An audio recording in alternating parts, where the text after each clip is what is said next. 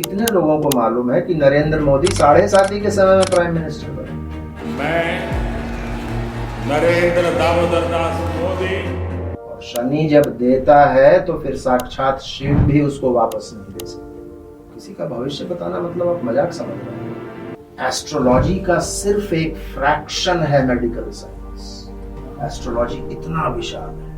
एक अच्छे एस्ट्रोलॉजर में क्या साधना करनी चाहिए उसको, या फिर शास्त्र का अभ्यास कर ले वो पर्याप्त है? कभी शब्दों का चुनाव भी यदि गलत हो जाता है ना तो प्रिडिक्शन गलत हो जाता है। क्या बात है? ट्रांजिट कोई भी फल तब तक नहीं दे सकता जब तक आपकी कुंडली में वो चीज नहीं है। अब आपकी कुंडली में यदि डाइवोर्स नहीं लिखा हुआ है तो आपके 7वें भाव में सारे प्लेनेट एक साथ भी आ जाए, क्या फर्क पड़ता है? कुछ नहीं। नमस्कार। आज का ये पॉडकास्ट बड़ा ही खास रहने वाला है। फेमस एस्ट्रोलॉजर मुकेश वसजी से हम बात करेंगे। कैसे ट्रांजिट को देखना चाहिए, पनौती से, शनि की पनौती से क्यों नहीं डरना चाहिए, एवं एक अच्छे ज्योतिषी में क्या क्या गुण होने चाहिए, उन सब के बारे में हम डिटेल में बात करेंगे। आइए एस्ट्रोलॉजी के स्टनिंग सीक्रेट्स को जानते हैं, ज्योतिष के कुछ चौंकाने वाले रहस्य को जानते हैं।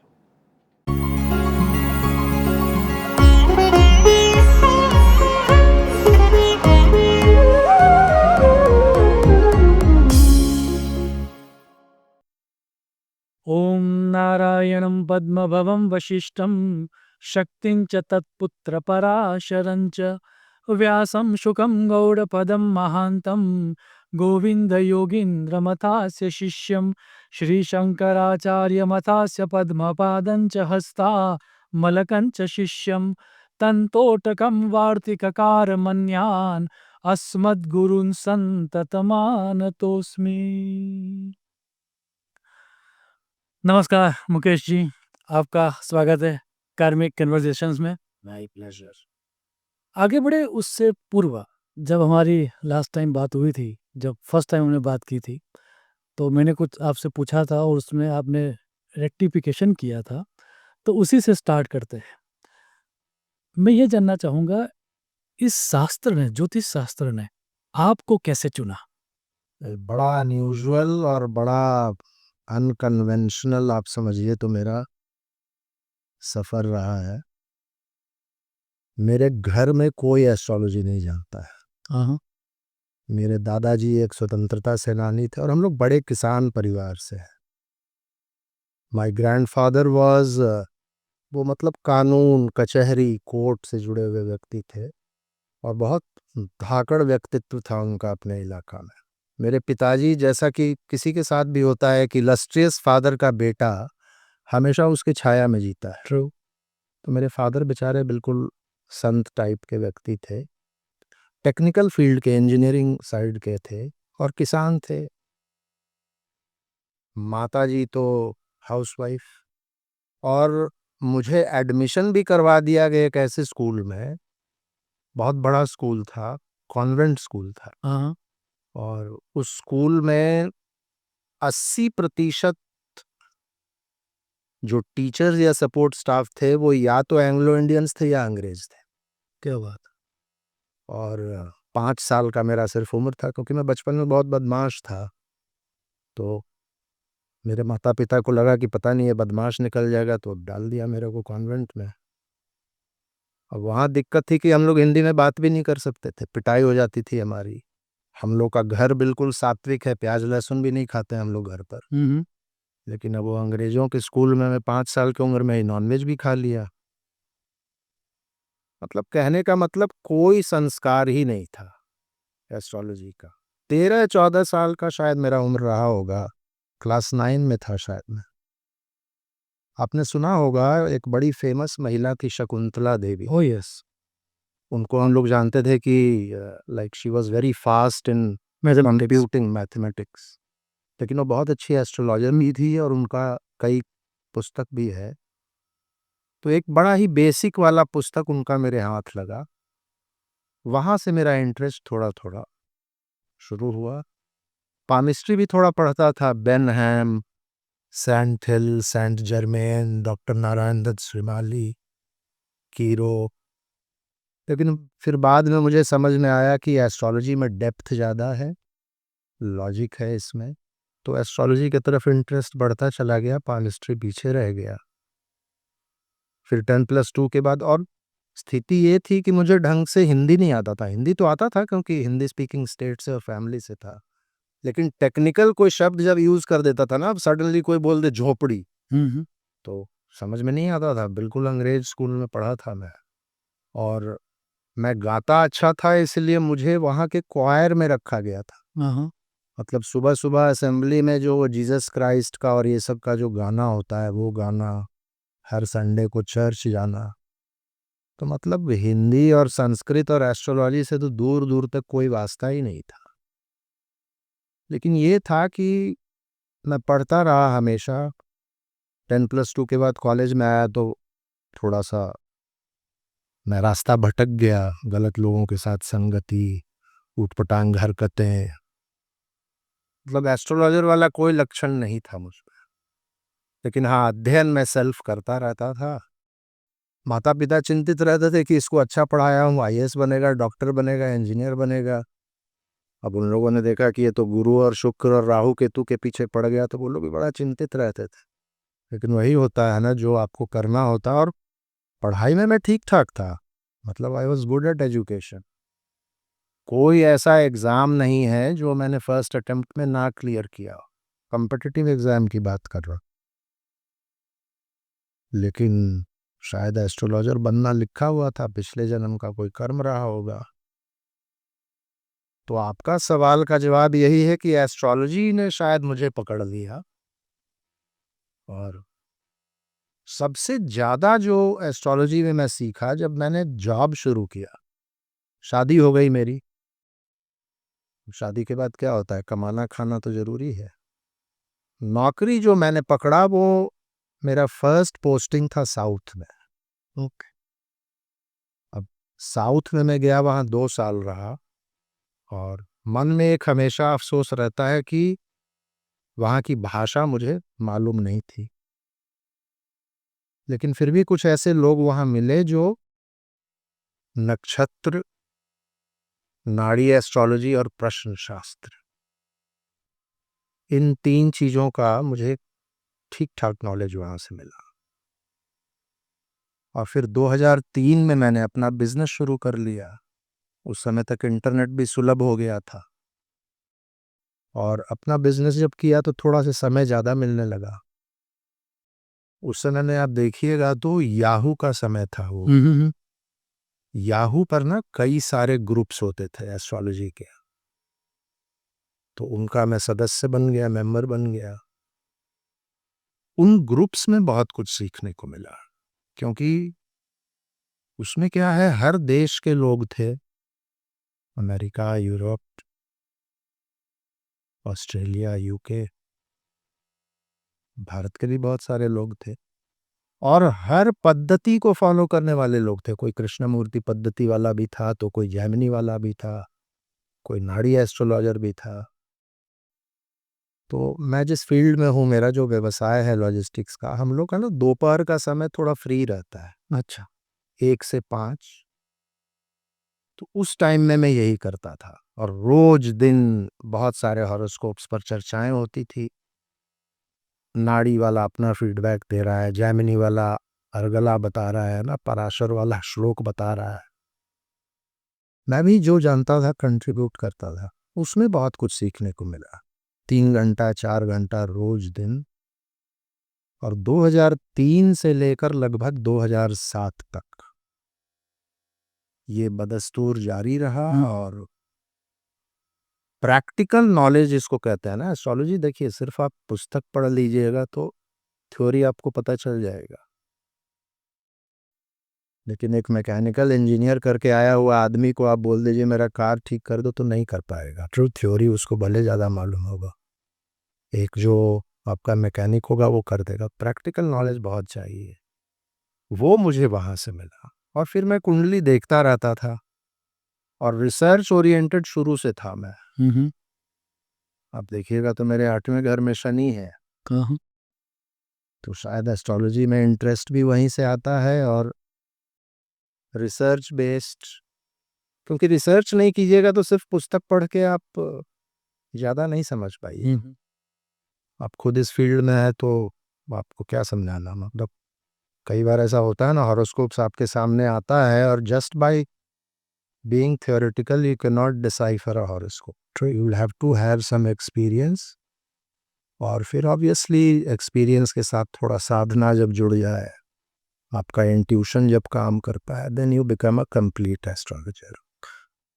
यही सफ़र रहा है मेरा। जब लास्ट टाइम हमारी बातें हुई तो उसमें एक और चीज़ भी सिग्निफिकेंट उभर के बाहर आ रही थी, उसके प्रति भी मैं आपका ओपिनियन जानना चाहूँगा। सो वो जो पार्ट था वो था डेस्टिनी और फ्री विल का। सो अभी कुछ समय पहले मैं महाभारत का एक श्लोक पढ़ रहा था, वहाँ पर लिखा है यथा बीजम विना क्षेत्रम उपतम भवति निष्फलम तथा पुरुष कारेण विना दैवम न सिद्ध्यति। अर्थात जैसे एक बीज है, लेकिन यदि प्रॉपर लैंड ना मिले, फार्म ना मिले, तो वो निष्फल जाएगा। वैसे ही देव तो है, लक तो है, लेकिन एफर्ट नहीं करोगे तो देव निष्फल जाएगा। आप क्या मानना है डेस्टिनी और फ्री विल के बारे में? ये सवाल आपका ऐसा है जो सो कॉल्ड प्रोफेशनल एस्ट्रोलॉजर्स हैं ना, वो बहुत गालियां निकालेंगे इसका जवाब मैं आपको सही दूं तो। और इसको कई एग्जाम्पल से आप समझ सकते हैं। देखिए, हम हिंदुओं की समस्या क्या है ना, कि हम लोग भगवत गीता पढ़ते तो रोज हैं, उसकी कस्में खाते हैं, लेकिन उसका मैसेज नहीं समझते हैं। भगवत गीता है तो बड़ा लंबा चौड़ा, लेकिन यदि 2 लाइन उससे निकालना है तो क्या है, भगवान कृष्ण चाहते तो एक चुटकी में पूरा युद्ध खत्म कर देते ना। क्यों अर्जुन को इतना तामझाम करवाए, और क्यों भीष्म पितामह मरे, और मतलब बहुत सारी चीजें जो हुई दे वर अनवांटेड। लेकिन भगवान का एक ही मैसेज था अर्जुन को कि अर्जुन तुम अच्छे व्यक्ति हो, मैं तुम्हारी मदद करूंगा, तुम धर्म के लिए लड़ रहे हो तो I am there with you, मैं गाइड करूंगा, लेकिन मुझसे ये एक्सपेक्ट मत करना कि तुम्हारा युद्ध मैं लड़ूंगा। यही 2 लाइन का मैसेज है ना। कितने लोग इसको समझते हैं? आप एस्ट्रोलॉजर हैं, कितने लोग आपके पास इस आशा से आते हैं कि आशीष जी एक अंगूठी पहना देंगे और कल से ही मैं इवांका ट्रंप के साथ डेट पे चला जाऊंगा। ये होता है। हम लोगों को ये बताकर बड़ा किया गया है कि प्लैनेट ही सब काम करते हैं। ऐसा नहीं है। हमारा फ्री विल बहुत इंपॉर्टेंट होता है। और मैं क्या बताऊं, बीवी रमन जी से बड़ा तो कोई मॉडर्न टाइम्स में एस्ट्रोलॉजर नहीं हुआ। आप आज के युग का मिक वराह मेहर उनको कह सकते हैं। आप उनको पढ़िए, एक उनका कोट मैं लेकर भी आया हूं, आपको आपके दर्शकों को सुना दूं। There is nothing like destiny in astrology. ये वराह मेहर जी लिख रहे हैं। वाह। The proper term to be used is अदृष्ट, which means which cannot be seen, या which is not seen, which is unseen. Astrology simply indicates and gives the greatest scope for the development of willpower, by the means of which one can either counteract the evil indications or augment the favorable influences. वाह। तो मैं आपको क्या बोलूं, ये वरा जो modern वारा मीर है वो बोल रहा है। डेस्टिनी नाम का कोई चीज ही नहीं है एस्ट्रोलॉजी में। आप उसको अदृष्ट कह सकते हैं, जो हमको नहीं दिखता है। और एस्ट्रोलॉजी हमको वो माध्यम, वो स्कोप देता है कि हम अपने फ्री विल को, अपने विल पावर को बढ़ाएं, ताकि हम अपने हॉरोस्कोप में दिख रहे गलत इन्फ्लुएंसेस को कम कर पाएं और अच्छे इन्फ्लुएंसेस को और ऑगमेंट कर पाएं, बढ़ा पाएं। क्या बात। अब इससे क्या अर्थ निकलता है? अक्सर मेरे पास बहुत सारे लोग आते हैं। देखिए, हम हिंदुओं का प्रॉब्लम क्या है कि हम लोग भाग्यवादी हो गए हैं। ट्रू। हमको हर चीज में शॉर्टकट चाहिए, काम नहीं करना पड़े। सर ऐसा मंत्र बता दो कि मैं आईएएस बन जाऊं। सर को ऐसा मंत्र मालूम रहता तो सर राहु केतु करते, खुद आईएएस रहते ना। हैं? बहुत सारे ऐसे क्वेश्चंस आपको मिलेंगे। आप खुद एस्ट्रोलॉजर है, आपको क्या बताना है। हम लोगों को कुछ करना नहीं है, हमको हर चीज में शॉर्टकट चाहिए ताकि रिजल्ट्स तुरंत मिल जाए। और जानकारी भी ऐसी ऐसी चाहिए, कब मैं अमिताभ बच्चन के साथ कबड्डी खेलूंगा, कब हिमालय पर चढ़ जाऊंगा, कब डोनाल्ड ट्रंप का एडवाइजर बन जाऊंगा। यही सब में हम हिंदू लोग फंसे रहते हैं। और ये जो बीमारी है आशीष जी, ये पुरानी बीमारी है, ये कोई हाल फिलहाल का डेवलपमेंट नहीं है। हम लोग अहमदाबाद में बैठे हुए हैं, सोमनाथ कितना दूर है यहाँ से? 400 किलोमीटर होगा शायद। यस। ये सोमनाथ को जब महमूद गजनवी लूटने आया था ना, तो हमारे यहाँ के राजा लोग पंडितों के पास दौड़े दौड़े गए थे युद्ध का मुहूर्त निकालने के लिए।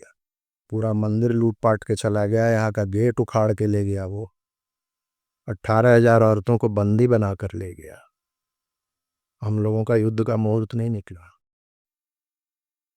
उससे भी पहले चले जाइए, अशोका द ग्रेट, कलिंग युद्ध के बाद उसने पूरी भारतीय सेना को, और अशोका द ग्रेट कोई छोटा मोटा राजा नहीं था, गांधार से लेकर कामरूप तक उसने भारत को एक किया था। पूरी सेना को धम्मम शरणम गच्छामि में लगा दिया।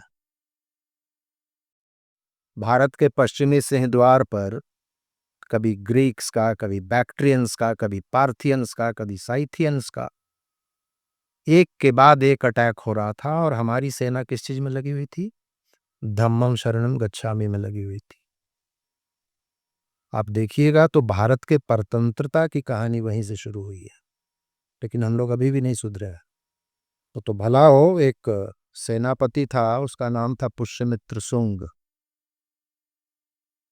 उसने एक बार राज दरबार में लोगों से पूछा, जब ये अटैक्स पे अटैक्स हो रहे थे और हम लोग किंग कर्तव्य विमूढ़ बैठे हुए थे, धम्मम शरणम गच्छामि में लगे हुए थे, तब पुष्यमित्र शुंग ने पूछा कि इस देश को धम्मम शरणम गच्छामि का आर्तनाद चाहिए या हर हर महादेव का शंखनाद चाहिए। और फिर उस राज दरबार से एक स्वर उठा कि हमें हर हर महादेव का शंखनाद चाहिए। तब पुष्यमित्र शुंग ने अपने हाथ में राजदंड उठाया, मौर्य वंश, द फेमस मौर्य वंश को समाप्त किया, जिसको चाणक्य ने स्थापित किया था। चाणक्य को यदि मालूम होता कि ये लोग धम्मम शरणम गच्छामि में लग जाएगा तो बेचारा काहे को इतना मेहनत करता, है ना। और फिर उसने भारत की रक्षा की। तो ये बहुत पुरानी बीमारी है, लेकिन हम लोग सुधरने के लिए तैयार नहीं है। जब तक देखो, एस्ट्रोलॉजी में ठीक है, कुछ चीजें आपके हाथ में नहीं है। आप किस परिवार में जन्म लोगे, आपके माता पिता कौन होंगे, आपकी जाति क्या होगी, आपका धर्म क्या होगा, ये सब आपके हाथ में नहीं है। लेकिन बहुत सारी चीजें ऐसी हैं जो आप ही के हाथ में है। ये वाइट शर्ट आपने अपने फ्री विल से पहना है ना, डेफिनेटली। अब एस्ट्रोलॉजर रहते, आज गुरुवार है तो गेरुआ पहनना चाहिए था आपको। ये जस्ट ऐसे ही ऑन द लाइटर नोट, बहुत सारी चीजें हैं जो हमारे हाथ में होती हैं और उसी से हमारा डेस्टिनी बनता है। यदि मैं डेस्टिनी शब्द यूज करूं तो भी ठीक है, आपकी मृत्यु कब होगी या और भी बहुत सारी चीजें आपके हाथ में नहीं है, लेकिन बहुत सारी चीजें हमारे हाथ में है। उसी को फ्री विल कहते हैं। क्या बात, बिना फ्री विल के आप कुछ नहीं कर सकते। एस्ट्रोलॉजी का बड़ा सिंपल फंडा है, astrology does not quantify anything, it just tells you the conditions you will receive in this life. क्या बात है। अभी 4-5 महीना पहले एक कुंडली आई थी मेरे पास, हूबहू मुकेश अंबानी की सेम कुंडली, हूबहू उसी जगह पे, शायद ओमानिया का कहीं जन्म लिया है ना वो, देश में कहीं दूसरे जगह पे जन्म न, उसका जन्म भी वहीं था। ऐसे ही अब किसी से पूछ तो नहीं सकते भाई आप कितने करोड़ के आदमी हैं, लेकिन बातचीत से समझ में आया 50-60 करोड़ के आदमी होंगे। मुकेश अंबानी कितने लाख करोड़ का आदमी है, सेम कुंडली। यदि ग्रह ही सब चीज करते तो उसको भी उतना ही होना चाहिए था। सही बात। बहुत से लोग पूछते हैं सर कितना करोड़ कमाऊंगा, करोड़पति कब बनूंगा, अरबपति कब बनूंगा। तो थोड़ा सा मेरा क्या बुद्धि उच्च का है, तो मैं कटाक्ष भी करता हूँ, बोला पहले किसी का अच्छे से पति तो बन जाओ, फिर अरबपति बन लेना। ये फिर इसमें ये जो अभी जो सो कॉल्ड एस्ट्रोलॉजर, ये जो यूट्यूबर्स बन के बैठे हुए हैं, तो कभी कभार जब हम देखते हैं, हमारी फील्ड में भी आता ही है, और ट्रांजिट होते ही 5 राशि वाले लोग अरे करोड़पति। आज 14 नवंबर है, कल 15 नवंबर को शनि मार्गी हो जाएगी।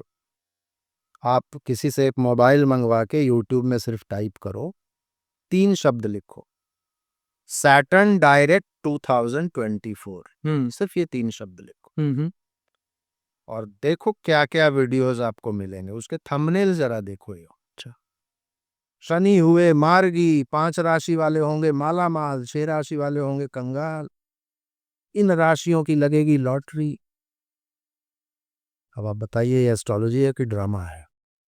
क्या है ये? आपने 2 शब्द कहा, यूट्यूब और एस्ट्रोलॉजी। या तो आप यूट्यूबर बन जाइए, या तो आप एस्ट्रोलॉजर बन जाइए। दोनों चीज जब बनना शुरू कीजिएगा तो फिर घालमेल कीजिएगा। ऐसे ही 5 को हर ट्रांजिट में अरबपति बना दीजिएगा और 6-7 को कंगाल बना दीजिएगा। तो दे आर बेसिकली यूट्यूबर्स। उनका ध्येय होता है कि ज्यादा से ज्यादा व्यूज आए, ज्यादा से ज्यादा सब्सक्राइबर्स बढ़े और मुद्रापाल आता रहे। यही उनका व्यू है। अब किसी की शिकायत नहीं करनी चाहिए, लेकिन अनफॉर्चुनेटली यही चल रहा है यूट्यूब पर। शिकायत इसलिए भी नहीं कर सकते क्योंकि हम लोग भी वही कर रहे हैं। ठीक है, हम लोग अरबपति कंगाल नहीं बनाते हैं, लेकिन उसी तालाब के मछली हम लोग भी हैं। नहीं, ट्रांजिट की बात तो हम सब करते हैं, लेकिन आप किस तरह से ट्रांजिट को देखते हो? देखिए, हम लोग जब वीडियो बनाते हैं तो हम लोग तो ट्रांजिट के रिजल्ट्स ही बताते हैं, लेकिन वो बहुत जनरल रिजल्ट्स होते हैं। ट्रांजिट कोई भी फल तब तक नहीं दे सकता जब तक आपकी कुंडली में वो चीज नहीं है। अब आपकी कुंडली में यदि डाइवोर्स नहीं लिखा हुआ है तो आपके 7वें भाव में सारे प्लेनेट एक साथ भी आ जाए, क्या फर्क पड़ता है? कुछ नहीं होगा। क्या बात? और ट्रांजिट से ज्यादा इंपॉर्टेंट आपका महादशा अंतर्दशा है। एक एस्ट्रोलॉजर के रूप में ट्रांजिट का महत्व तो होता ही है, उसको आप नकार नहीं सकते, लेकिन बिना महादशा अंतर्दशा के साथ ट्रांजिट को मिलाए हुए आप फलादेश नहीं कर सकते। और ये चीज शास्त्रों में भी बड़ा क्लियरली लिखा हुआ है। ऐसा नहीं है कि मैं कोई आपको नई चीज बता रहा हूं। पहले महादशा अंतर्दशा आएगा, फिर ट्रांजिट आएगा, और उससे भी पहले आपके कुंडली में ग्रहों का सिचुएशन आएगा। क्योंकि महादशा अंतर्दशा तो ग्रहों के सिचुएशन के अनुसार ही काम करेगा ना। आपका वृषभ लगन है तो कोई ग्रह अच्छा होगा, आपका यदि कर्क लगन है तो कोई दूसरा ग्रह अच्छा होगा, है ना। धनु लगन है तो कोई तीसरा ग्रह अच्छा होगा। पहले कुंडली, फिर महादशा अंतर्दशा, फिर ट्रांजिट आता है। ट्रांजिट्स को आप इस तरीके से समझ सकते हैं कि it triggers some event which is there in your horoscope, which is already promised. हाँ। अब एक महिला थी, वो कुछ दिन पहले की बात है, वो बहस करने लगी मुझसे कंसल्टेशन के दौरान। अभी ये मंगल वाला है ना, अभी मंगल बिल्कुल स्लो हो गए हैं कर्क राशि में, और फिर ये वापस मिथुन में जाएंगे, फिर वापस जाएंगे कर्क में। बोलने लगी मेरा 8वां भाव है जी, मेरा तो पैर टूट जाएगा। बोला क्यों? 8वें भाव में आपका मंगल पहली बार गया है क्या लाइफ में? 36 साल उम्र है तो 18 बार पार किया होगा। हर तो अपने मंगल 8वां भाव पार करेगा, और हर 13-14 साल में मंगल सेम जगह जाके वक्री होता है। सही बात। तो ऐसा भी नहीं है कि आपके लाइफ में ये पहला बार कर्क में और मिथुन के एक्सिस में वक्री हो रहा। जब तक आपकी कुंडली में वो चीज नहीं है तब तक नहीं होगा। एक कल के वीडियो में एक भाई साहब कमेंट कर रहे थे, Mars is coming directly opposite to Pluto, please इस पर एक वीडियो बनाइए।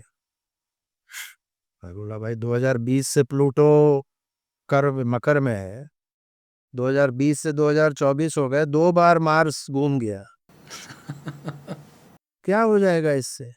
तो नहीं इस बार 3 बार टच करेगा ना, क्योंकि एक बार मार्गी, फिर वक्री, फिर मार्गी। मैं बोला भाई ऐसा होता रहता है। जब तक दूसरे प्लैनेट्स इंडिकेट नहीं करेंगे, सिर्फ मंगल या सिर्फ प्लूटो क्या कर लेगा? There has to be. Problem क्या है ना कि हम लोग एस्ट्रोलॉजी में सभी भैंस को एक ही डंडे से हाँकना शुरू कर देते हैं। और भाई ये डेमोक्रेसी नहीं है ना एस्ट्रोलॉजी। सही सही सही है। डेमोक्रेसी नहीं है ये। Every planet has its own, उसका अपना स्वभाव है, उसके अपने सिग्निफिकेशंस हैं। तो हम लोग या तो एस्ट्रोलॉजी में बहुत ज्यादा अतिशयोक्ति डाल रहे हैं, वो कंगाल बना रहे हैं और करोड़पति बना रहे हैं, या फिर बहुत ज्यादा जनरलाइज कर रहे हैं। ओके। और इंडिविजुअल हॉरोस्कोपी में मैंने देखा है, जो मैं पिछले 4 वर्षों से कहानियां सुन रहा हूं लोगों की, इंडिविजुअल हॉरोस्कोपी में हम डराते बहुत हैं लोगों को। क्यों डराते हैं? ताकि वो हमसे रेमेडीज खरीदे, है ना। आप भैंस दान करो, आप गदा खरीद लो, आप अंगूठी पहन लो, आप यंत्र ले लो, हिमालय पर चढ़ जाओ, सागर में डुबकी लगाओ। This is unfortunate but this is the reality. अब इससे एक प्रश्न और जगता है, ट्रांजिट के रिलेटेड ही है इसलिए पूछ रहा हूँ, क्योंकि आपके कई सारे वीडियोस में आप कौन इलेक्शन जीतेगा या certain kind of natural calamities होने के योग है, तो ऑफकोर्स आप संहिता में भी, मंडेन एस्ट्रोलॉजी में भी आपने अभ्यास किया ही होगा। अच्छा, वह आपने वराह मिहिर जी की बात की, तो जो ओरिजिनल वराह मिहिर जी, उन्होंने एक बड़ा प्यारा वराह मिहिर जी ने मंडेन एस्ट्रोलॉजी के लिए जितने अच्छे गाइडलाइंस दिए हैं उतना शायद ही किसी ने दिया है। True. मंडेन एस्ट्रोलॉजी प्रिडिक्ट करना थोड़ा मुश्किल होता है। सबसे पहले तो आपको ज्योग्राफी का बहुत अच्छा नॉलेज होना चाहिए, और किन क्षेत्रों का किस नक्षत्र के साथ संबंध है ये जानकारी होनी चाहिए। कुर्म विभाग आपको पता होना चाहिए। ये 2 चीज नहीं होगा तो आप कैसे बताओगे कि शनि सतभिषा में है तो अभी पाकिस्तान में हंगामा होगा या मणिपुर में नौटंकियां चलेंगी। तो उसके लिए आपको जानना चाहिए कि सतभिषा किन क्षेत्रों को रिप्रेजेंट करता है। यदि केतु हस्त में है तो आपको मालूम होना चाहिए कि केतु हमारे पूरे वेस्टर्न कोस्टल एरिया को, गुजरात को, बलूचिस्तान तक रिप्रेजेंट करता है। यदि गुरु मृगशिरा में है तो आपको मालूम होना चाहिए मृगशिरा किन क्षेत्रों को रिप्रेजेंट करता है। आखिर तभी आप कीजिएगा सर, ऐसे कीजिएगा आप सही प्रिडिक्शन। सही। अब ऐसे ही मैंने कहा ना, वो भैंस और डंडे वाली बात, हर बार वो चीज नहीं हो सकता। बाकी चीजें भी देखनी होती है, कौन ग्रह कंबस्ट है, कौन ग्रह वक्री हो रहा है ना। अब कंबस्ट और वक्री का भी कॉन्सेप्ट बड़ा इंपॉर्टेंट। Amazing concept. थोड़ा ये बहुत, थोड़ा नट शेल में यदि बताना हो किसी को। देखिए, एस्ट्रोनॉमी के अनुसार, ज्योतिष को थोड़ी देर के लिए आप, आखिर एस्ट्रोनॉमी भी है वो ज्योतिष। Yes yes. कंबस्ट, मान लीजिए 5000 वॉट का एक हैलोजन बल्ब आपने जला दिया, तो उसके बगल में अपना मोबाइल का टॉर्च दिखाइएगा तो क्या होगा? दिखेगा? बिल्कुल नहीं। कोई प्लैनेट कंबस्ट आपकी कुंडली में तब दिखेगा जब आपके जन्म के समय में वो प्लैनेट सूर्य के बिल्कुल बगल में था। सूर्य 5000 वॉट का हैलोजन बल्ब है और आपका जो वो प्लैनेट है वो मोबाइल का टॉर्च है। मतलब जिस समय में आपका जन्म हुआ उस समय में उस मोबाइल के टॉर्च की रोशनी पृथ्वी पर नहीं पड़ रही थी। ये एस्ट्रोलॉजिकल में प्रैक्टिकल एक्सप्लेनेशन थी। एस्ट्रोनॉमी में जाइएगा तो कंबस्ट का मतलब, अब जैसे ये मान लीजिए सूर्य है, पृथ्वी यहां है, कोई प्लैनेट जब यहां चला जाएगा तो पृथ्वी से देखने से कैसा लगेगा कि सूर्य के बिल्कुल बगल में है, लेकिन उसकी दूरी पृथ्वी से सबसे ज्यादा होती है उस समय में। कंबस्ट प्लैनेट्स की दूरी पृथ्वी से सबसे ज्यादा होती है और अति वक्री प्लैनेट्स की दूरी पृथ्वी से सबसे ज्यादा करीब होती है।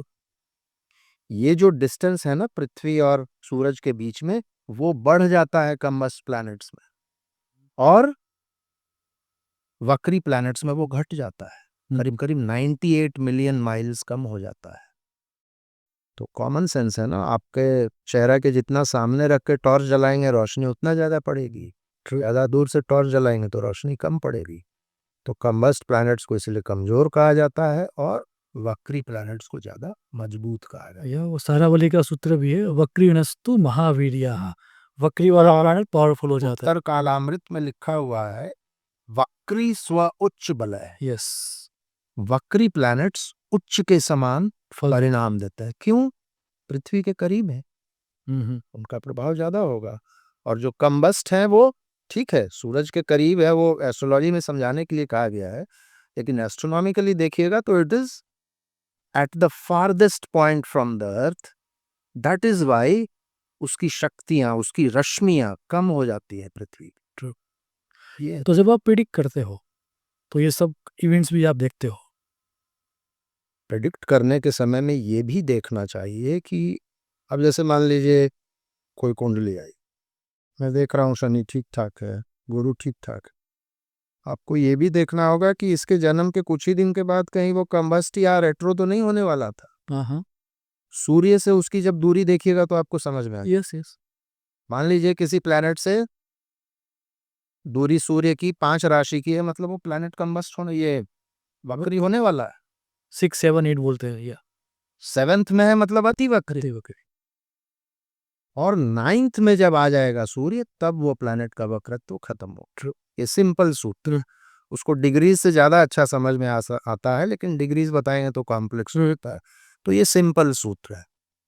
तो आप जब प्रेडिक्शन करेंगे और मान लीजिए आप देख रहे हैं कि सिर्फ एक दिन के बाद सूर्य केतु के साथ चला जाएगा और ग्रहण दोष लगने लगेगा, तो उसको कैसे नहीं फैक्टर इन करेंगे आप?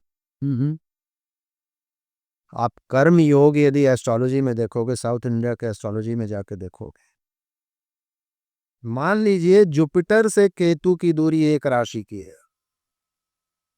मतलब 12 साल के बाद उसको कष्ट होगा। इंटरेस्टिंग। जुपिटर के साथ है केतु, मतलब जन्म के 2 वर्ष के अंदर ही प्रॉब्लम होगा। These all things have to be taken into account. आप एस्ट्रोलॉजी को जनरलाइज नहीं कर सकते ना। आपका गुरु हवा में साइकिल चला रहा है जी, शनि एक आंख बंद करके सोया हुआ है जी, इसलिए ऐसा हो।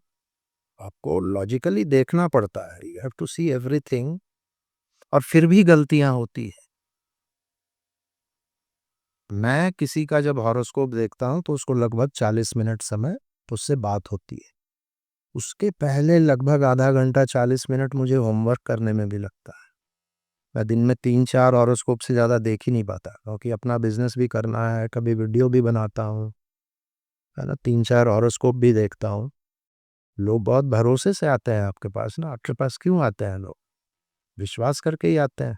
अब उनको ऐसी कहानियां सुना दो तो क्या होगा? उसका आप कुछ नहीं बिगाड़ोगे, उसका थोड़ा पैसा का लॉस हो जाएगा, लेकिन आपका कर्म खराब होगा। नहीं, इसी से एक और प्रश्न भी जगता है और आपसे पूछना ज़रूरी भी है, दैट एक अच्छे एस्ट्रोलॉजर में क्या साधना करनी चाहिए उसको, या फिर शास्त्र का अभ्यास कर ले वो पर्याप्त है? आपको थोड़ा देर पहले मैकेनिकल इंजीनियर और मैकेनिक वाला सुनाया था ना कहानी। देखिए, एस्ट्रोलॉजर में गुण तो बहुत होने चाहिए। आप पराशर ऋषि को पढ़िए, उन्होंने सारी लिस्ट बना रखी हुई है। मेरे समझ से सबसे पहले तो विनम्रता होनी चाहिए। विनम्र आप नहीं है तो एस्ट्रोलॉजी को कभी साध नहीं पाएंगे। मैंने अपने एक्सपीरियंस में ही देखा है, जैसे मैं वीडियो ही बनाता हूँ, कभी शब्दों का चुनाव भी यदि गलत हो जाता है ना तो प्रेडिक्शन गलत हो जाता है। क्या बात है। विनम्रता बहुत बड़ा क्वालिटी है। दूसरा चीज ऑब्वियसली अध्ययन तो होना ही चाहिए, लेकिन सिर्फ अध्ययन काफी नहीं है। अध्ययन के साथ एक्सपीरियंस। आप किताब पढ़कर हवाई जहाज उड़ा सकते हैं? नहीं उड़ा सकते। आपको उसकी प्रैक्टिस करनी पड़ेगी। पायलट का देखते हैं ना, इसको इतना आवर्स का फ्लाइंग एक्सपीरियंस। क्यों कहते हैं भाई? आप किताब पढ़ के पानी में कूद जाइएगा तो तैरने लगिएगा? नहीं तैर पाइएगा। You will have to practice. Practice से बहुत चीजें आती हैं। और फिर जो आपने कहा, इंट्यूशन डेवलप होना चाहिए।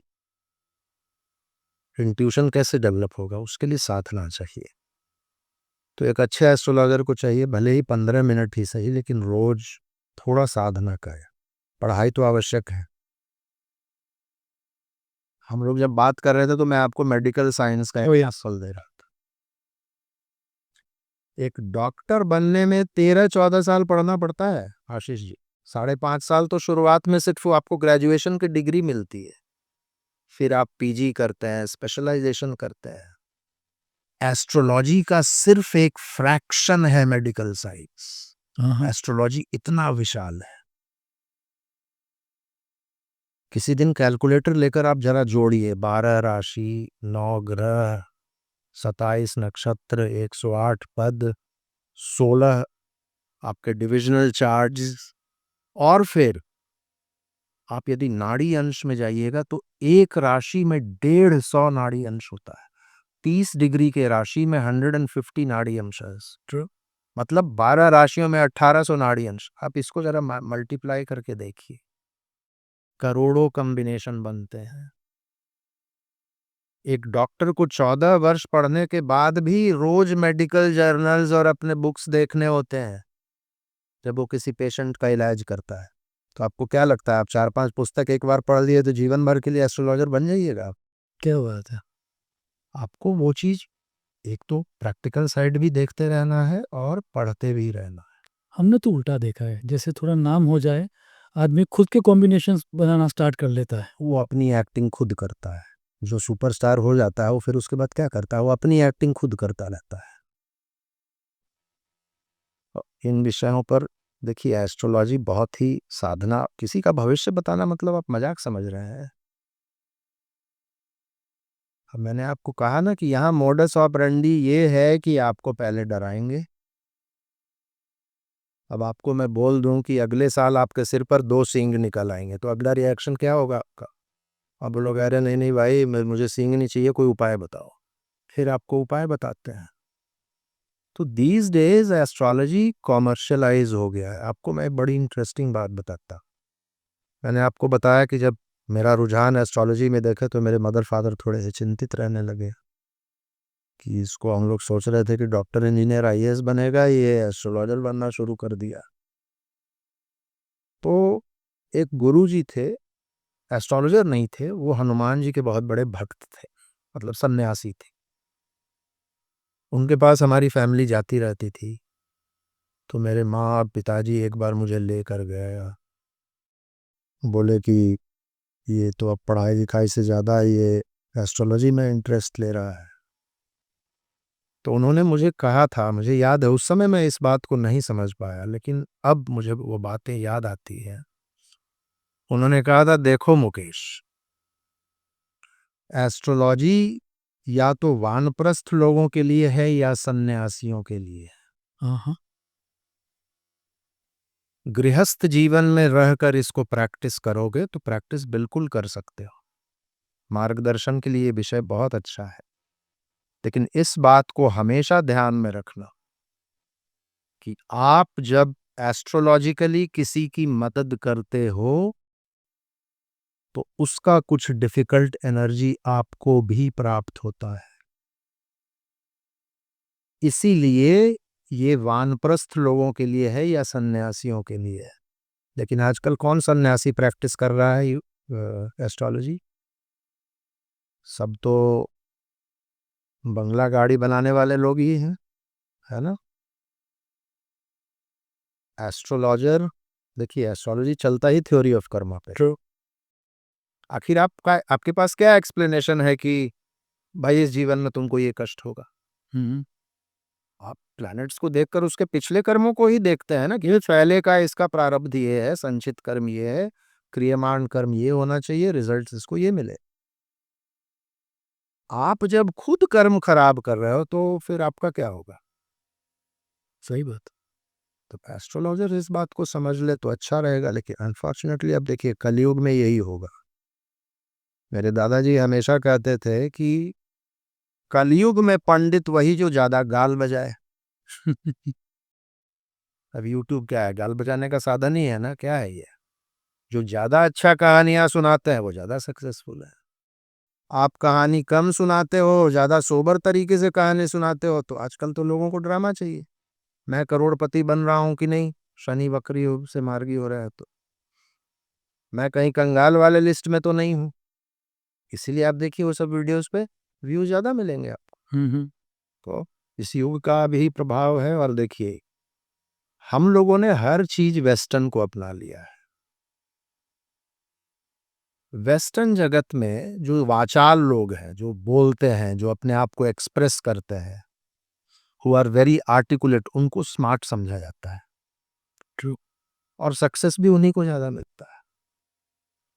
भारतीय संस्कृति में जो गंभीर है, स्मार्ट, उसको समझा जाता था, लेकिन अनफॉर्चुनेटली अब हम लोग भी बकवादी लोगों को ज्यादा स्मार्ट समझ रहे हैं। तो ये परेशानी, ये अनबैलेंस तो होगा ना। लेकिन जो समझदार लोग हैं वो समझते हैं। सोबर लोगों के पास सोबर लोग ही ज्यादा आएंगे। आप करोड़पति अरबपति वाली बात ज्यादा करोगे तो फिर वही लोग आएंगे जो आपको बोलेंगे एक अंगूठी पहना दो मुझको, मुझे तो अमिताभ बच्चन के साथ कबड्डी खेलना है। सही ये है।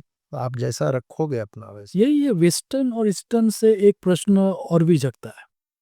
और क्योंकि वेस्टर्न पूरी एस्ट्रोलॉजी जब भी हम सुनते भी हो, मैंने थोड़ा बहुत अभ्यास भी किया हुआ है, वहां पर तो नक्षत्र का कंसेप्ट ही नहीं है। अब धीरे धीरे वो लोग आ रहे हैं, वो लोग फिक्स्ड स्टार बोलते हैं। देखिए है तो वो लोग भी हमारे ही एस्ट्रोलॉजी को कॉपी कर रहे हैं ना। अब धीरे धीरे फिक्स्ड स्टार पर वो आ रहे हैं। और वो लोग नक्षत्र को नहीं मानते हैं। इसका एक बड़ा कारण ये है कि वो लोग राशि की शुरुआत जो है वो वर्नल इक्विनॉक्स से करते हैं, इसलिए उनके सिस्टम को ट्रॉपिकल सिस्टम कहा जाता है। उनके यहाँ साइंस का लॉर्ड जो है वो सूर्य है, और आपका राशि सिस्टम चलता ही नक्षत्रों पर है। ट्रू। आप पराशर ऋषि को पढ़िए, वो क्या बोलता है कि 9 पद जब नवांश के मिलते हैं तो एक राशि बनता है। नव नक्षत्र पाद, नक्षत्र के पद जब मिलते हैं तो एक राशि होती है। तो आपका तो पूरा सिस्टम ही जो निर्यन पद्धति है, जो निर्याना हम लोग अंग्रेजी में बोलते हैं, वो तो चंद्रमा पर है और नक्षत्रों पर है। तो आप नक्षत्रों को ज्यादा वैल्यू देते हैं या उसकी ज्यादा बात करते हैं, उसी पर आपका एस्ट्रोलॉजी बेस्ड है। और नक्षत्रों के बिना आप ऐसे प्रिडिक्ट भी नहीं कर सकते हो। आपका प्रिडिक्शन बहुत जनरल होगा। मैंने कहा ना, एस्ट्रोलॉजी को बहुत जनरलाइज कर दिया गया। अब गुरु 5वें में होगा तो बड़ा बढ़िया है। मैं आपको एग्जांपल दे रहा था ना, मान लीजिए कन्या लगन वाले का गुरु 5वें में है तो क्या होगा, नीच का हो जाएगा गुरु ना। कैसे बढ़िया है। चौथे भाव का स्वामी 5वें में नीच का हो गया, अच्छा रिजल्ट देगा। तो मैंने जो आपको पहले ही कहा ना कि हम लोग हर भैंस को एक ही डंडे से हाँकते हैं। हाँ, यदि मान लीजिए कोई मीन लगन का है, उसके लिए 5वें में गुरु है तो बहुत अच्छा है, उच्च का होगा कि गुरु उच्च का होगा। हम लोग जनरलाइज करते जा रहे हैं और लोगों के पास इतना पेशेंस नहीं है पूरा सुनने का। आप वीडियो में भी देखिए, आप जब रेफरेंसेस देंगे या लॉजिक जब देंगे तो लोग कमेंट करते हैं, अरे सर हम लोग को कहाँ इतना समझ में आता है, आप शॉर्ट में सिर्फ प्रिडिक्शन बताओ ना। अब ड्रामा चाहिए लोगों को। दिक्कत ये है। ठीक है जब आप प्रिडिक्ट करते हो जी, तब आप लग्न के ऊपर ज्यादा जोर देते हो या चंद्र के ऊपर ज्यादा जोर देते हो? मैं सबसे पहले ये देखता हूँ कि लग्न नक्षत्र में लग्न ज्यादा स्ट्रांग है या चंद्र ज्यादा स्ट्रांग है। ओके।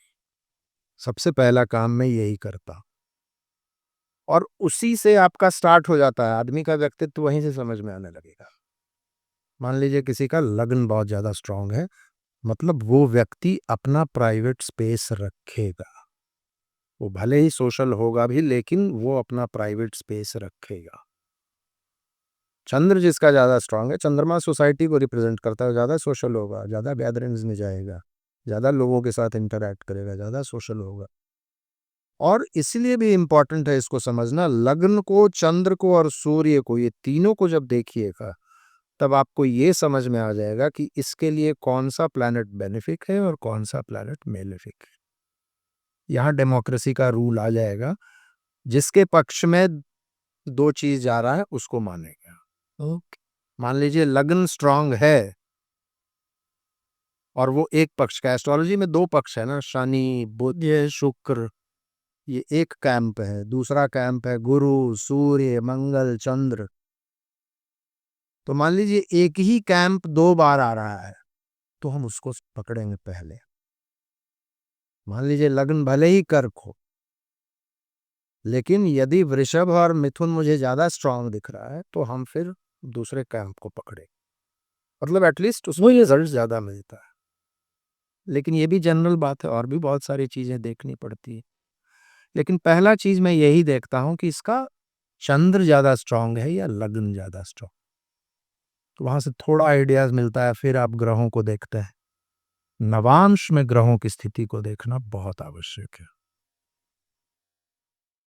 आज के एस्ट्रोलॉजी का यदि सबसे बड़ा विडंबना मैं कहूँ तो वो ये है कि मैंने देखा है अधिकतर एस्ट्रोलॉजर्स डिविजनल चार्ट्स नहीं देखते। दृष्टांत कितने लोग देखते हैं? D30 कितने लोग देखते हैं? आप किसी के विवाह के सक्सेस को बिना त्रिमशांश देखे हुए कर सकते हैं प्रेडिक्ट? पॉसिबल नहीं। नवांश तो चलो है ही इंपॉर्टेंट, लेकिन उसके अलावा भी D30 बहुत इंपॉर्टेंट। D30 अकेला ऐसा चार्ट होता है आशीष जी जिसमें राहु और केतु एक साथ होता है। बाकी हर चार्ट में राहु और केतु ऑपोजिट में रहेगा। D30 में आपको राहु और केतु एक ही जगह मिलेगा। डिविजनल चार्ट कोई देखता ही नहीं है। तो आप जब स्टडी करते हो अपना, तो ये पूरे का पूरा एक कंबाइन करोगे आप चित्र, 30-40 मिनट लगता है देखने में, तो और मैं क्या यही सब देखता। और जब आप स्टार्ट करोगे उससे पहले भी कोई साधना होती है या वो सुबह सुबह कर ली वो? ऑनलाइन नहीं। जब आप चार्ट पर बैठ, मेरा प्रैक्टिस ये है, सभी लोग ऐसा करते हैं कि नहीं मैं नहीं बता सकता, लेकिन जब मैं किसी चार्ट के साथ बैठता हूँ तो 2 मिनट कम से कम, उससे बहुत मदद मिलता है। 2 मिनट में पूरा आंख बंद करके उस चार्ट को देखता हूँ, बहुत इंडिकेशंस मिलता है। और कई बार मेरे मुंह से ही ऐसा ऐसा प्रेडिक्शन निकल गया है कि जिसके पीछे कोई लॉजिक ही नहीं था। क्या बात है। और अगला आदमी एकदम चकित हो गया कि अरे ये कैसे आपको समझ में आया। तो वो साधना से इंट्यूशन आपका डेवलपमेंट होता है, उसमें मेरा कोई बड़प्पन नहीं है, वो साधना से आता है। आपके जब वीडियोस देखते हैं तो एक चीज़ और उभर के आती है जो अन्य यूट्यूबर्स से आपको काफ़ी अलग करती है, और वो है प्रश्न कुंडली के ऊपर आप बहुत बोलते हो। थोड़ा वो भी जानना था मुझे कि वो प्रश्न कुंडली आजकल मजबूरी भी हो गया है आशीष जी, और मजबूरी इसलिए हो गया क्योंकि डेटा करेक्ट मिलता ही नहीं है कहीं। अब उसमें फिर उपाय क्या है आपके पास? लेकिन प्रश्न कुंडली के बारे में बहुत भ्रांतियां हैं। मैंने आपको बताया शुरू में कि 2 साल में साउथ में रहा था। केरला में प्रश्न शास्त्र का इतना स्ट्रांग कल्चर था, मतलब वो जन्म कुंडली को हाथ ही नहीं लगाते थे। क्या बात है। आप उसके पास गए ना, वो पुराने जो एस्ट्रोलॉजर्स थे केरला के, वो they will never ask for your birth details. वो एक कौड़ी लेके बैठते थे, ऐसे करते थे, चलो आरूढ़ यहाँ निकला, पूरा आपका लाइफ प्रश्न कुंडली से, नक्षत्रों से। वाह। क्योंकि जिस समय आप आए, अब उन लोगों को पता है अभी ये नक्षत्र राइजिंग आ रहा है लग्न में, ईस्ट में ये नक्षत्र राइजिंग आ रहा है, ये किस लिए आया, आरूढ़ इस भाव में आ रहा है, ये किस लिए आया। वो आपको क्वेश्चन बता देंगे कि तुम्हारे मन में ये क्वेश्चन है। वाह। प्रश्न कुंडली एक बड़ा विलक्षण विद्या है, हॉररी एस्ट्रोलॉजी यस इसको। Yes yes. लेकिन केरला में it is a dying art, अब बहुत ज़्यादा इसके प्रोपोनेंट्स रहे नहीं। अब एस्ट्रोलॉजी ही धीरे धीरे, अब तो एस्ट्रोलॉजी ऊपर आने लगा, बीच में तो खत्म ही हो गया था ना, क्योंकि सभी लोग डॉक्टर, इंजीनियर और एक्टर और एक्ट्रेस बनने के चक्कर में लग गए थे। जिनके पास ट्रेडिशनल नॉलेज था भी वो भूल गए, छोड़ दिया उन्होंने। प्रश्न कुंडली बड़ा इंपॉर्टेंट होता है, और प्रश्न कुंडली से कभी कभी मुझे इतने अच्छे रिजल्ट्स मिले हैं, क्योंकि स्पेसिफिक क्वेश्चन के लिए जितना अच्छा प्रश्न कुंडली रिजल्ट देगा ना, और लॉजिक बिल्कुल सिंपल है। जिस समय बच्चे का जन्म होता है उस समय की कुंडली को जन्म कुंडली मानते हैं। जिस समय आपके मन में प्रश्न का जन्म हुआ वो उस प्रश्न का जन्म कुंडली हो गया। बहुत से लोग मजाक उड़ाते हैं कि अरे ये प्रश्न कुंडली तो मजाक है, कोई कभी भी कुछ भी पूछ देगा। ऐसा नहीं होता है, चेक्स एंड बैलेंसेस उसमें भी है। वो एस्ट्रोलॉजर के विवेक पर निर्भर करता है। ऐसा ही नहीं है कि आप कुछ भी पूछ दो, मेरे दाएं जेब में क्या है, और उसका प्रश्न कुंडली में बना दूं।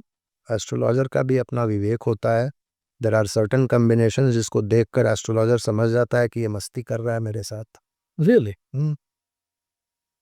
और बहुत सारी चीज़ें उसमें भी होती है। प्रश्न शास्त्र एक बहुत बड़ा ये है, हम लोग स्टूडेंट हैं उसके, मास्टर नहीं है, लेकिन बहुत हेल्पफुल होता है प्रश्न कुंडली।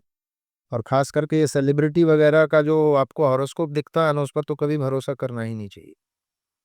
मेरे पास कई सेलिब्रिटीज आए हैं, जब उन्होंने एक्चुअल डेट ऑफ बर्थ और टाइम बताया, और उसको जब मैंने इंटरनेट से मैच किया तो ना डेट मिलता है, ना टाइम मिलता है, ना ईयर मिलता है। वाह! और आप देख लो हमारे एस्ट्रोलॉजर्स को, वही इंटरनेट पे जो बना हुआ है ना, जो दिया हुआ है, उसी पर उसका लाइफ हिस्ट्री वो बता रहा है। ये जरूर ऐसा किया होगा, इसने जरूर, और वो ऐसा बोलेंगे जैसे वो ब्रह्मा जी बोल रहा है। ब्रह्मा जी जब पुलस्त्य ऋषि को एस्ट्रोलॉजी सिखा रहे थे तो कोने में बैठ के मिनट्स ले रहे थे, ऐसा लगेगा आपको। एकदम एस्ट्रोलॉजर का वो भाषा ही नहीं होना चाहिए कि ऐसा ही होगा। एस्ट्रोलॉजी प्रोबेबिलिटी ढूंढने का साइंस है। एक अच्छे एस्ट्रोलॉजर को हमेशा ये बताना चाहिए कि ऐसा होने की संभावना है, ऐसा मुझे दिखता है। कोई यदि ये बोले ना कि ऐसा ही होगा, लिख के रख लो, और टेबल भी थपथपा दे 3-4 बार, आप समझ जाए बेवकूफ़ बना रहा है, या तो खुद बेवकूफ़। क्या बात! क्या बात! स्वर को कितना आप जोड़ देते हो? स्वरोदय का? कौन-सा स्वर चल रहा है, वो सब देखना चाहिए एज़ एन एस्ट्रोलॉजर? आप देखते हो? मैं नहीं देखता, झूठ में क्या बोलूँ आपको, मैं नहीं देखता हूँ, उसका बहुत ज़्यादा नॉलेज भी नहीं है मुझे। निमित्त देखता हूँ। अच्छा, वो कैसे? मान लीजिए कि किसी से फ़ोन पे बात हो रहा है और आपको कौवा का काँव-काँव करने का आवाज़ सुनाई दिया, मतलब क्या है? वो आपके लिए एक निमित्त है। हुँ, हुँ। ऑन द ऑपोजिट ऐसा भी हो सकता है कि आप फ़ोन पर किसी से बात कर रहे हो, कोयल के कूकने की आवाज़ सुनाई दे, तो वो एक निमित्त है। कुत्ता भौंकने का आवाज़ सुनाई दे, इन चीज़ों का मैं ध्यान देता हूँ। स्वर वगैरह का मैं ऑनेस्टली नहीं देखता ज़्यादा। सो निमित्त को देखना चाहिए एज़ एन एस्ट्रोलॉजर। हाँ, निमित्त भी कई बार आपको ना प्रश्न कुंडली में तो बहुत ही इम्पोर्टेंट होता है। अच्छा। निमित्त कई बार, अब कोई बोल रहा है क्या सर मेरा ये काम होगा कि नहीं, और पीछे कौवा काँव-काँव करने लगा, अब समझ जाओ इसका डिले होगा काम। हाँ, हाँ। क्या बात है! निमित्त देखना चाहिए, निमित्त भी इम्पोर्टेंट होता है। स्वर जो आप बोल रहे हैं मैंने पढ़ा है, लेकिन उसका मुझे अभ्यास ज़्यादा नहीं है। अच्छा, हाँ, उसका सो निमित्त अभ्यास और निमित्त को अभ्यास करना चाहिए। प्रश्न कुंडली का अभ्यास आप करते हो? निमित्त में देखना चाहिए। आप कहीं भी निकल रहे हैं तो क्या दिख रहा है आपको? आप वास्तु करते हैं ना, किसी भी ज़मीन पर जा रहे हैं, तो क्या दिखा आपको वहाँ पे? ये सब चीज़ें इम्पोर्टेंट होती हैं। वही है निमित्त कॉन्शियस सुकून शास्त्र को अभ्यास करते ही ये से काम नहीं होता है। निमित्त मैं देखता हूँ, स्वर का मुझे ज़्यादा ज्ञान नहीं है। भाव को आप देखोगे, जैसे फॉर एग्ज़ाम्पल कोई आपको प्रश्न पूछ रहा है या आपको कोई कंसल्ट कर रहा है और आपके अंदर भाव जग रहा है, ऐसी एंगर जग रही है या वात्सल्य जग रहा है। इंट्यूशन और किसको बोलते हैं? इंट्यूशन और किसको कहते हैं?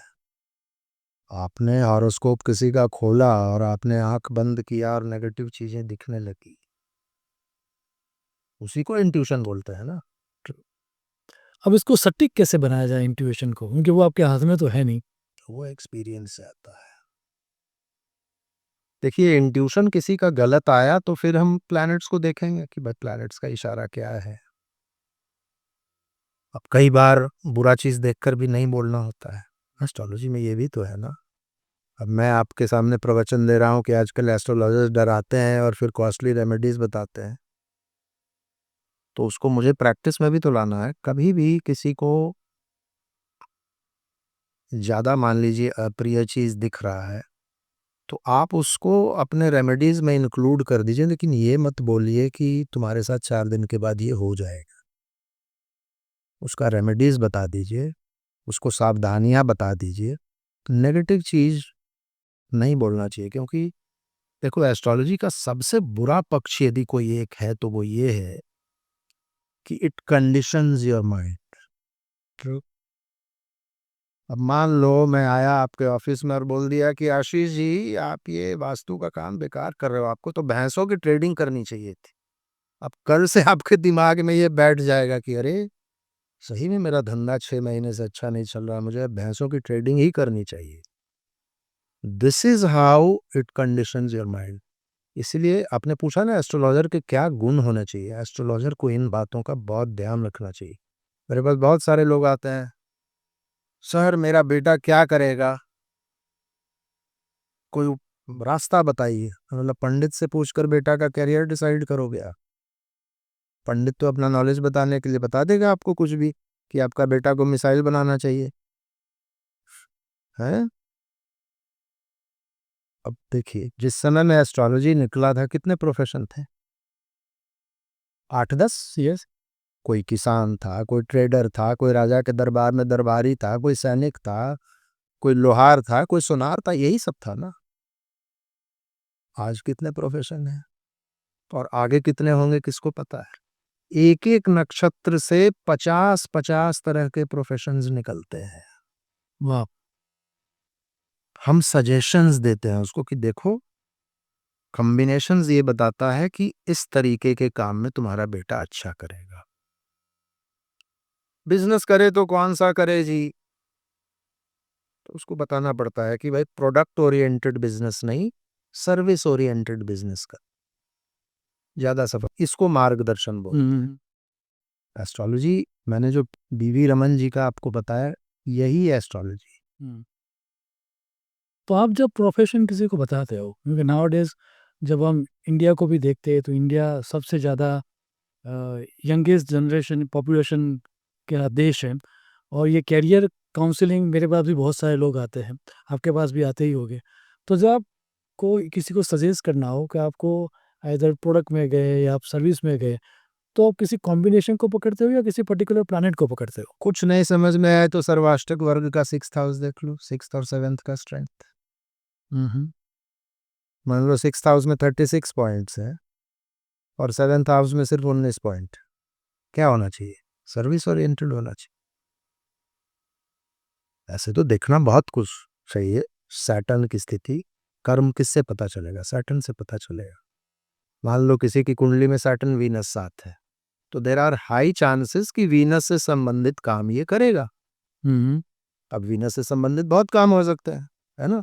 कॉस्मेटिक्स का काम कर सकता है, हीरा का काम कर सकता है, खाने का काम कर सकता है, फिल्मों का काम कर सकता है, फिल्म इंडस्ट्री में कर सकता है। फिर नक्षत्र को देखो, दशांश देखो।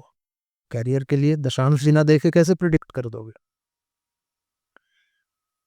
कुछ भी नहीं समझ में आ रहा है, फिर सर्वाष्टक वर्ग देख लो। The most democratic thing in astrology, कहाँ कितना पॉइंट है, जिसको ज्यादा पॉइंट है वो जीत गया, इसी को डेमोक्रेसी बोलते हैं ना।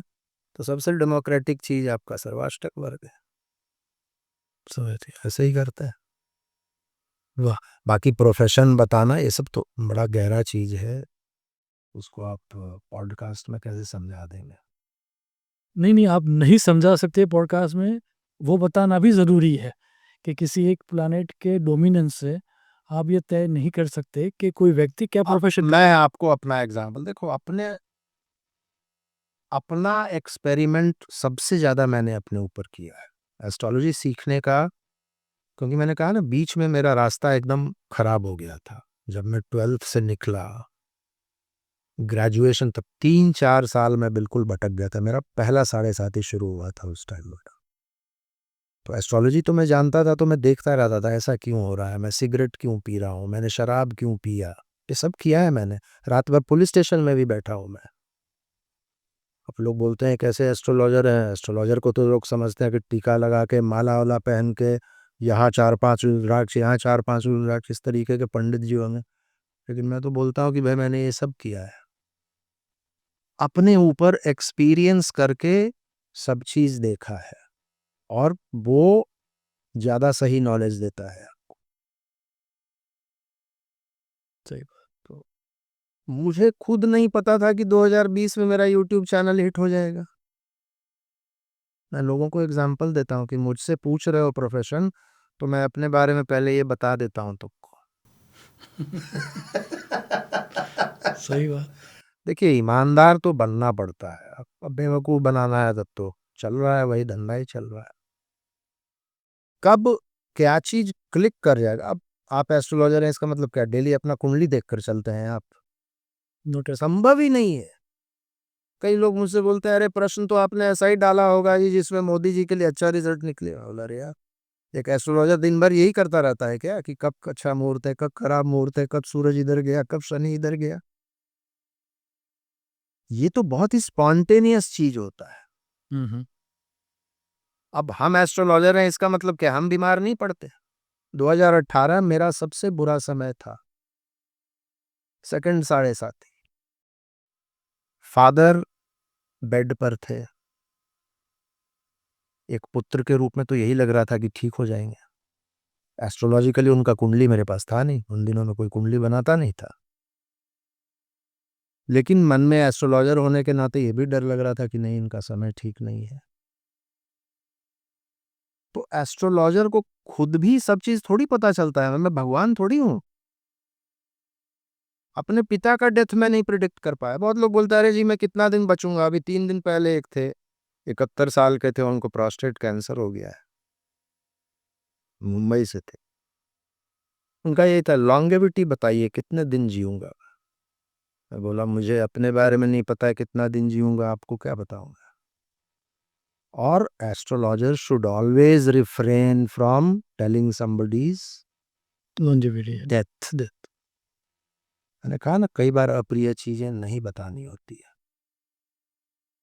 ये बार-बार आपके अभी आपके वक्तव्य में भी आया पनौती, बनौती, साढ़े साथी।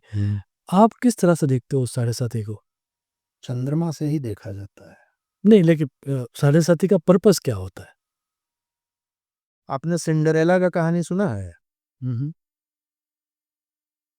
सिंड्रेला पर समझ लीजिए साढ़े साथी चल रहा था। सिंड्रेला का कहानी क्या है? एक ऑर्फन लड़की है, माता-पिता नहीं है।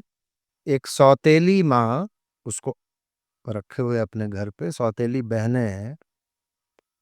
सौतेला ट्रीटमेंट उसको मिलता है, सारा काम उसको खुद करना होता है और उसकी माँ और बहनें जीवन जी रही थीं अपना मस्ती में, पार्टियाँ चल रही थी। और उसके पास सर्दियों में पहनने के लिए ढंग के कपड़े भी नहीं होते हैं।